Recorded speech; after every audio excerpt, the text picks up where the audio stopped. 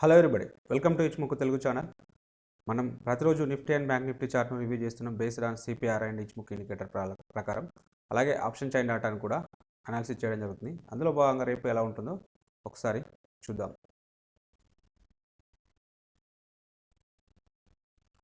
ముందుగా నిఫ్టీ చార్ట్ను రివ్యూ చేసినట్టయితే సో ప్రైస్ అనేది సిపిఆర్ కింద ఓపెన్ అయింది. ప్రైస్ అనేది సిపిఆర్ కింద ఓపెన్ అయ్యి ప్రీవియస్ డే లోను S1 కింద ఓపెన్ అయితే మనం డిస్కషన్ చేస్తాం ప్రతిసారి 90% కేసులలో సిపిఆర్కి పుల్ బ్యాక్ వస్తుంది.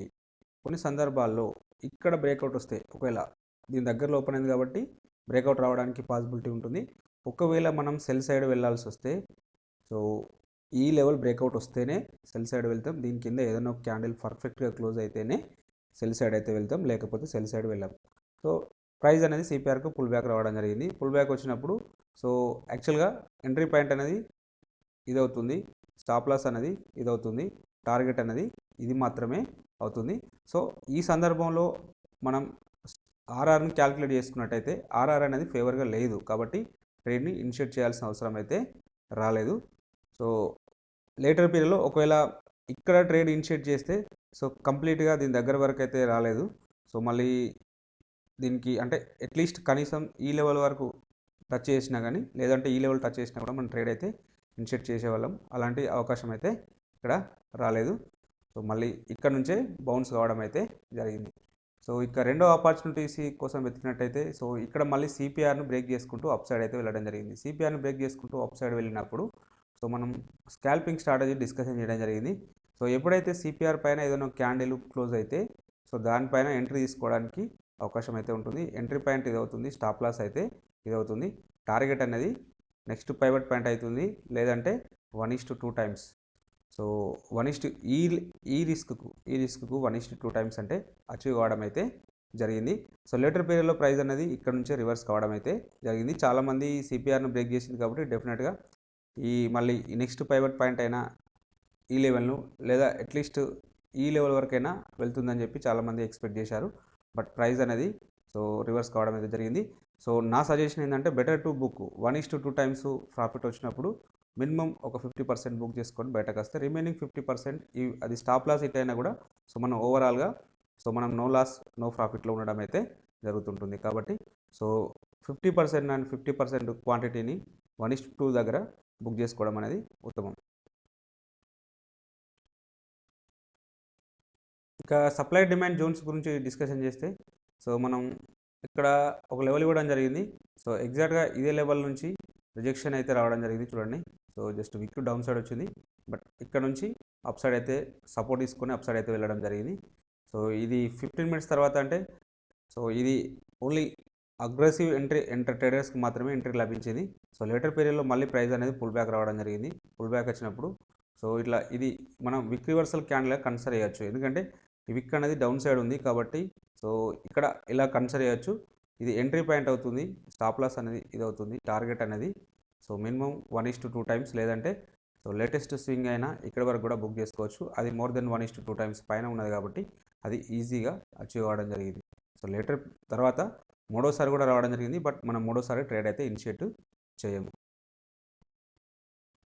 ఈ సప్లై జోన్కి అయితే ప్రైస్ రీచ్ కాలేదు.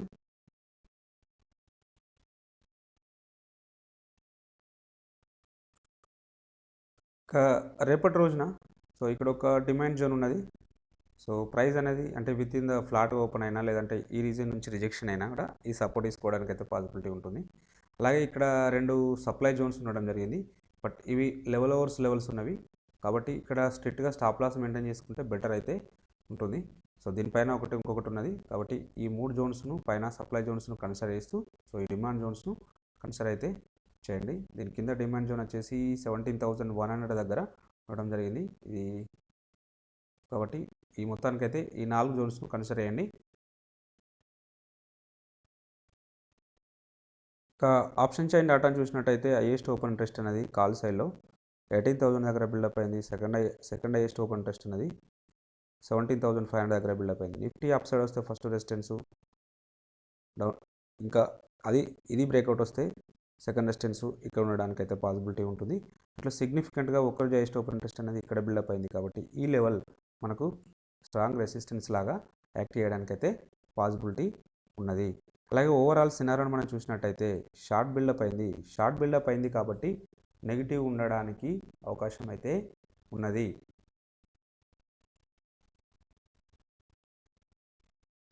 పుట్ సైడ్లో చూసినట్టయితే హైయెస్ట్ ఓపెన్ ఇంట్రెస్ట్ అనేది 17,000 దగ్గర బిల్డప్ అయింది. సెకండ్ హైయెస్ట్ ఓపెన్ ఇంట్రెస్ట్ అనేది 17,300 దగ్గర బిల్డప్ అయింది. సో నిఫ్టీ డౌన్ సైడ్ వస్తే ఫస్ట్ సపోర్టు, సెకండ్ సపోర్టు ఇక్కడ ఉండడానికి అయితే పాసిబిలిటీ ఉంటుంది. సో వీటిలో సిగ్నిఫికెంట్గా ఒకరోజు హైయెస్ట్ ఓపెన్ ఇంట్రెస్ట్ అనేది ఇక్కడ బిల్డప్ అయింది కాబట్టి ఈ లెవెల్ స్ట్రాంగ్ సపోర్ట్ లాగా యాక్టివ్ అవ్వడానికి అయితే పాసిబిలిటీ ఉన్నది. సో ఇది బ్రేక్అవుట్ వస్తే ఇక్కడ వరకు డౌన్ సైడ్ రావడానికి అయితే పాసిబిలిటీ ఉన్నది. ఇక ఓవరాల్ సినారియోని చూసినట్టయితే ఇక్కడ కూడా షార్ట్ బిల్డప్ కావడం జరిగింది. షార్ట్ బిల్డప్ అయింది కాబట్టి సో పాజిటివ్ ఉండడానికి అవకాశం అయితే ఉంటుంది. సో వీళ్ళు నెగిటివ్ అంటున్నారు, వీళ్ళు పాజిటివ్ అంటున్నారు. సో ఓవరాల్గా సైడ్ వేస్ ఉండడానికి అయితే అవకాశం అయితే ఉన్నది. ఎనీహౌ ఎక్కువ శాతం అయితే డౌన్ ట్రెండ్ ఉంటుంది. ఎందుకంటే వీటి ఓపెన్ ఇంట్రెస్ట్ను కంపారిజన్ చేసుకున్నప్పుడు వీళ్ళ ఓపెన్ ఇంట్రెస్ట్ అనేది చాలా తక్కువగా ఉంది. సో వీళ్ళు సెల్లర్స్ అనే వాళ్ళు అగ్రెసివ్గా ఉన్నారు. సో అది మనం ఎండ్లో చూద్దాం. ఎఫ్ఐ డేటాను చూసుకుంటే మనకి ఇంకా కొంచెం డబుల్ కన్ఫర్మేషన్ అయితే లభిస్తుంటుంది.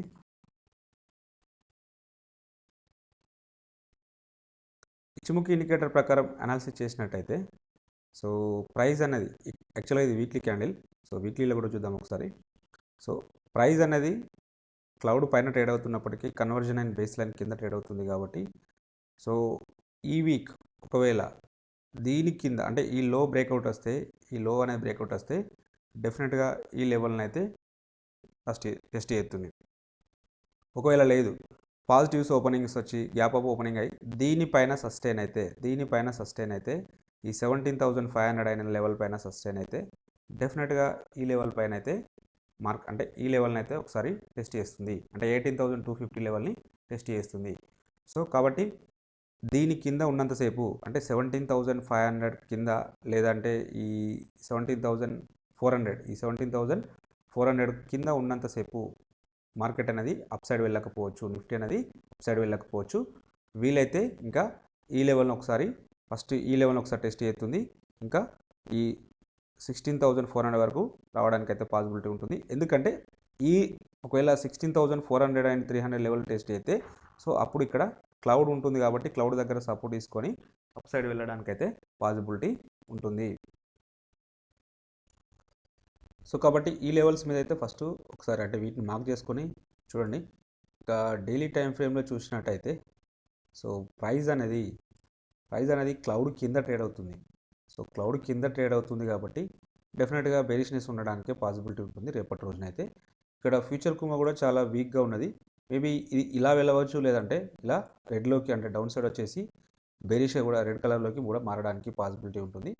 ఆ సందర్భంలో ఒకవేళ రేపటి రోజున ఫ్లాట్గా ఓపెన్ అయినా ఈ లెవెల్ కన్వర్జన్ లైన్ కింద అంటే 17,224 కింద ఓపెన్ అయినా గ్యాప్ డౌన్ తోటి నెక్స్ట్ ఈ లెవెల్ టెస్ట్ చేయడానికైతే పాసిబిలిటీ ఉంటుంది. సో ఇక్కడ వరకు రావడానికి పాసిబిలిటీ ఉంటుంది 16,800. సో ఇందులో 50% అయినా ఫస్ట్ ఈ లెవెల్ ఒక్కసారి టెస్ట్ చేస్తుంది. అంటే 17,050 లెవెల్ను టెస్ట్ చేయడానికైతే పాసిబిలిటీ ఉంటుంది. డౌన్ సైడ్లో ఫ్లాట్ ఓపెన్ అయినా గ్యాప్ డౌన్లో ఓపెన్ అయినా సో ఈ లెవెల్ను టెస్ట్ చేస్తుంది. ఇక సెకండ్ సినారియో వచ్చేసి దీనిపైన స్లైట్గా గ్యాప్ అప్ తోటి ఓపెతే సో ఇక్కడ క్లౌడ్ ఉంది కాబట్టి సో ఇక్కడ ఈ క్లౌడ్ అనేది అంటే స్ట్రాంగ్గా లేదు కాబట్టి వెళ్తే మ్యాక్సిమం ఇక్కడ వరకు వెళ్ళి ఇక్కడ నుంచి రిజెక్షన్స్ రావడానికి అయితే పాసిబిలిటీ ఉంటుంది. 17,400 దగ్గర రిజెక్షన్స్ ఉండడానికి అయితే పాసిబిలిటీ ఉన్నది. లేదు అంటే ఇంకా అప్ సైడ్ వెళ్తే ఈ లెవెల్ వచ్చేసి 17,600 వరకు వెళ్తూ ఉంటుంది. ఒకవేళ అది కూడా గ్యాప్ అప్ ఓపెన్ అయితే సో ఫస్ట్ రిజెక్షన్ ఇక్కడ ఉంటుంది, సెకండ్ రిజెక్షన్ అయితే ఇక్కడ ఉంటుంది. సో ఇలా అంటే 1 or 2 డేస్ దీనిపైన సస్టైన్ అయితే దీన్ని బ్రేక్అవుట్ అయ్యి ఇందాక చెప్పుకున్నట్టు సో 18,500 వరకు వెళ్ళడానికి అయితే 250 అండ్ 500 వరకు వెళ్ళడానికి ఛాన్సెస్ ఉంటుంది. బట్ అది ఈ 17,500 పైన సస్టైన్ అయితేనే, లేకపోతే లేదు.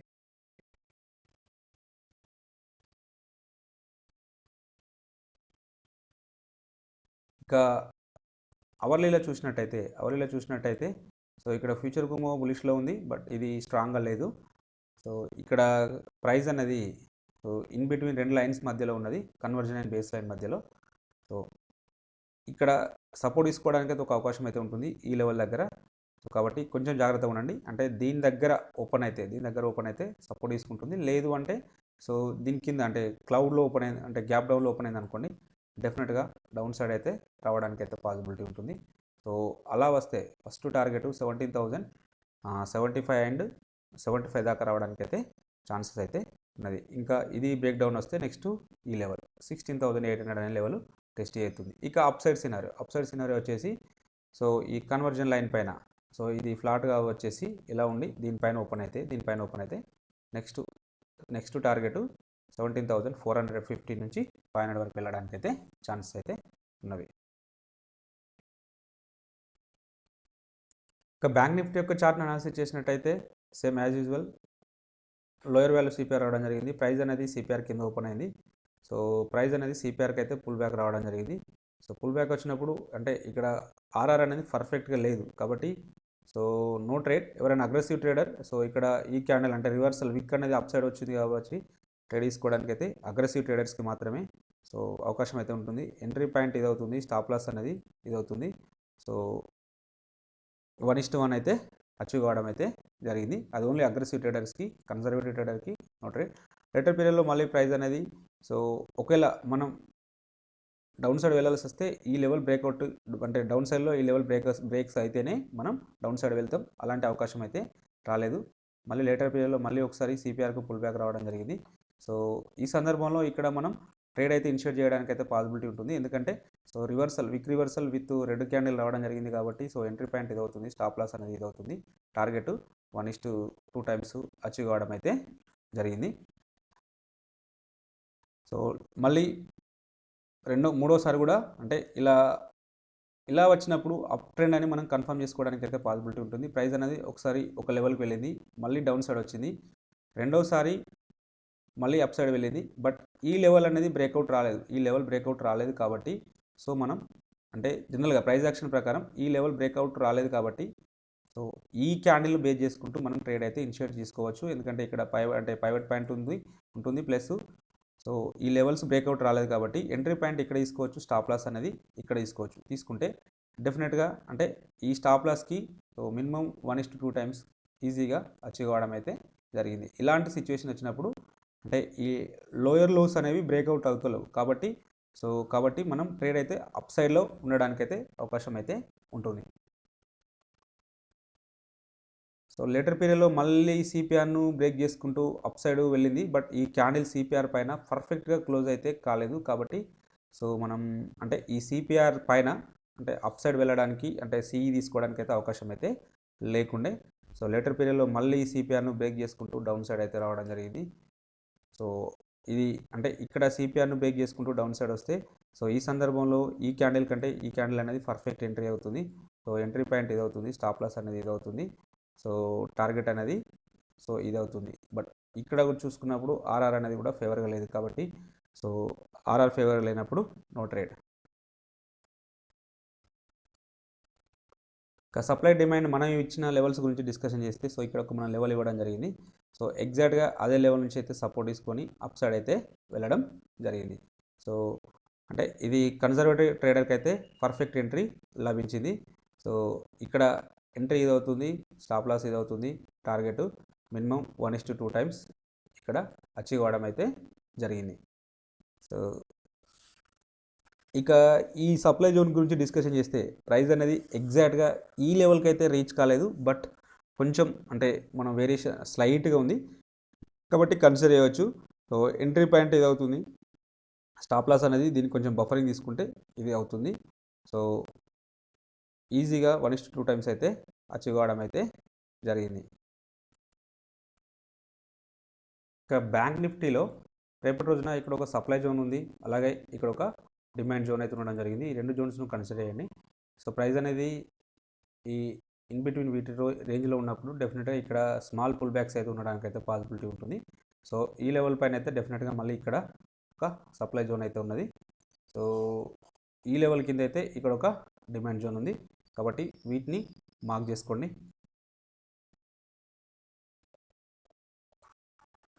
ఇక ఆప్షన్ చైన్ డాటాను చూసినట్టయితే బ్యాంక్ నిఫ్టీలో కాల్ సైడ్లో హైయెస్ట్ ఓపెన్ ఇంట్రెస్ట్ అనేది 39,000 దగ్గర ఉంది. సెకండ్ హైయెస్ట్ ఓపెన్ ఇంట్రెస్ట్ అనేది 38,000 దగ్గర ఉన్నది.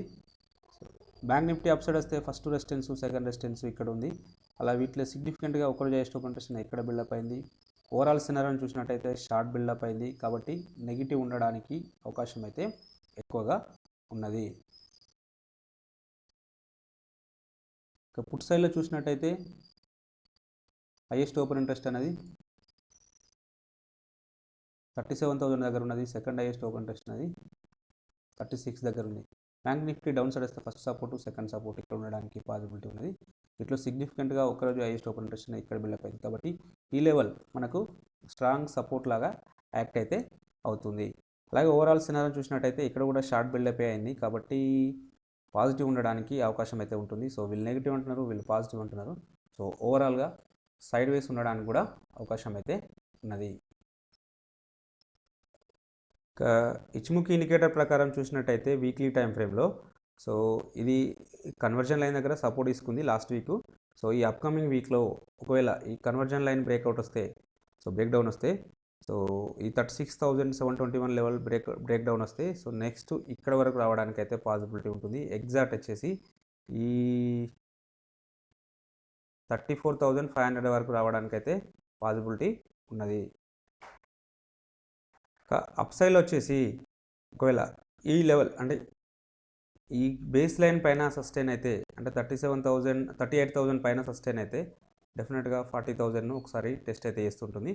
సో కాబట్టి ఈ అంటే హయ్యర్ టైం ఫ్రేమ్లో ఈ లెవెల్స్ను దృష్టిలో పెట్టుకొని ట్రేడ్ అయితే చేస్తే ఇంకా బెటర్ రిజల్ట్స్ అయితే ఉంటుంది. సో ఇక డైలీలో చూద్దాం.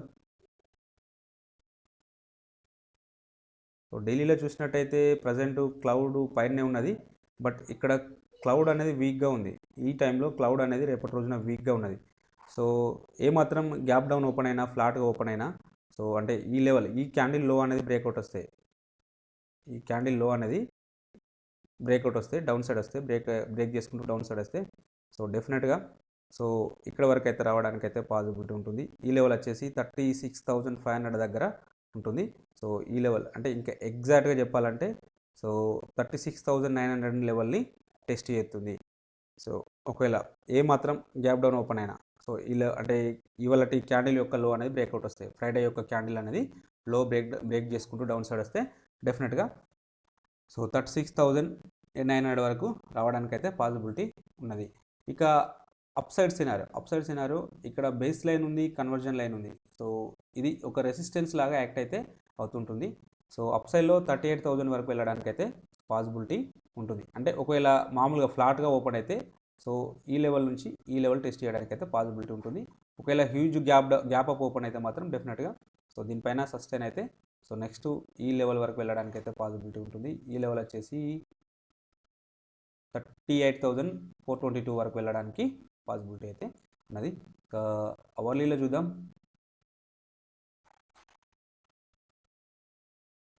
అవర్లీలో చూసినప్పుడు ప్రైస్ అనేది క్లౌడ్ కింద ట్రేడ్ అవుతుంది. ఫ్యూచర్కు బేరిష్లో ఉన్నది కాబట్టి సో డౌన్ ట్రెండ్ ఉండడానికే పాసిబిలిటీ ఉన్నది. సో ఫస్ట్ ఒకవేళ ఈ లో అంటే ఫ్లాట్ ఓపెన్ అయిపోయి ఈ ఇవాళ లో బ్రేక్ చేసుకుంటూ డౌన్ సైడ్ వస్తే సో నెక్స్ట్ డెఫినెట్గా ఇక్కడ వరకు రావడానికి అయితే ఛాన్స్ అయితే ఉన్నవి. సో ఇందాక డిస్కషన్ చేసిన ప్రైస్ యాక్షన్ ప్రకారం సో ఈ లెవెల్ బ్రేక్స్ చేసుకుంటూ డౌన్ సైడ్ వస్తే నెక్స్ట్ ఈ లెవెల్ డెఫినెట్గా టెస్ట్ అయితే అవుతుంది. 36,800 900 లెవెల్ని టెస్ట్ అయితే చేస్తుంది. ఇంకా అప్ సైడ్లో ఏమాత్రం అంటే గ్యాప్ అప్ ఓపెన్ అయినా ఈ క్లౌడ్ పైన సస్టైన్ అయినా సో నెక్స్ట్ టార్గెట్ ఇక్కడ వరకు అయితే వస్తుంది 38,400. సో నెక్స్ట్ 38,800 వరకు రావడానికి ఛాన్సెస్ అయితే ఉన్నాయి. కాబట్టి ఈ లెవెల్స్ని మార్క్ చేసుకోండి, బెటర్ అక్యురసీ అయితే ఉంటుంది. ఇంకా ఎఫ్ఐ డేటా చూసినట్టయితే సో వీళ్ళు మళ్ళీ కూడా సెల్ చేయడం జరుగుతుంది. సో బట్ మన వాళ్ళు మళ్ళీ బై చేయడం కూడా జరుగుతుంది. సో వీళ్ళు డైలీ సెల్ చేస్తున్నారు, మన వాళ్ళు డైలీ బై చేస్తున్నారు. సో ఇది ఎక్కడి వరకు వెళ్తుందో చూడాలి. సో ఇది కంటిన్యూగా జరుగుతూనే ఉంది. ఒక 1 or 2 days తప్ప వీళ్ళు కంటిన్యూగా సెల్ చేస్తున్నారు. అట్ ద సేమ్ టైం మన వాళ్ళు కూడా కంటిన్యూగా బై చేస్తున్నారు. బట్ వాళ్ళకు ఈక్వల్గా మాత్రం చేయట్లేదు. బట్ ఒక అంశం ఏంటంటే వాళ్ళు 50% పైన అలా 50% వరకు అయితే పైన బై చేస్తున్నారు కాబట్టి సో మనవి సస్టైన్ అంటే మన మార్కెట్స్ పూర్తిగా వాళ్ళ చేతులకు వెళ్ళకుండా మన వాళ్ళు కూడా కంట్రోల్ అంటే మన వాళ్ళు స్టేక్ తీసుకుంటారు కాబట్టి మరి కంప్లీట్గా డౌన్ సైడ్ అయితే వస్తలేదు. సో స్టేబుల్గా కొనసాగుతుంటుంది. సో వీళ్ళు ఎప్పుడైతే బయింగ్ స్టార్ట్ చేస్తే మాత్రం డెఫినెట్గా మన మార్కెట్లో మంచి ర్యాలీ ఉండడానికైతే పాసిబిలిటీ ఉంటుంది. సో కాబట్టి మీరు ట్రేడ్ చేసేటప్పుడు కంపల్సరీ ఈ డాటాను అయితే ఒక్కసారి చూడండి. సో బెటర్ ఉండైతే ఉంటుంది. ఇంకా ఇంట్రాడే పర్పస్లో ఈ స్టాక్స్ను వాచ్ లిస్ట్లో పెట్టుకోండి. నారో సిపిఆర్ అనేది ట్రెండింగ్ ఉండడానికైతే పాసిబిలిటీ ఉన్నది. సో మీకు ఈ కంటెంట్ నచ్చినట్టయితే తప్పక లైక్ చేస్తూ షేర్ చేయగలరు, అలాగే సబ్స్క్రైబ్ చేసుకోగలరు. Thank you everybody.